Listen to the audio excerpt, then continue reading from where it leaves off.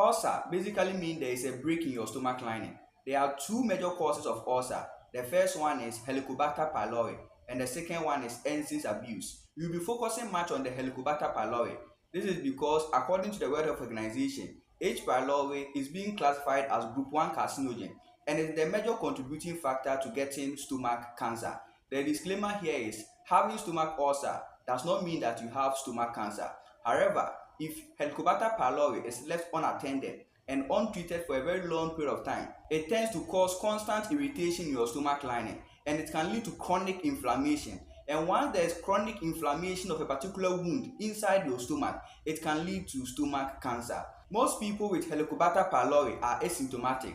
This means that they are not showing any signs and symptoms. However, if you are one kind of person experiencing abdominal pains, heartburns, vomiting, nausea, it gives clue that you are likely to have an ulcer. So it is necessary to do the Helicobacter pylori test in order to diagnose you so that the management of it will be given to you. Now, this is how it's being treated. Simply because it is a bacterial organism, we give antibiotics and the course of treatment is just for 14 days or 2 weeks together with some proton pump inhibitors and you'll be free from the Helicobacter pylori. Now, how do one get Helicobacter pylori? One is through contaminated food, contaminated water, saliva. Saliva basically through kissing. There are also certain habits that gives the H. pylori a breeding grounds. One is smoking, the second one is alcohol consumption. They tend to reduce the production of mucus lining. The mucus lining inside your stomach acts like a barrier, preventing gastric juice from dissolving the stomach lining.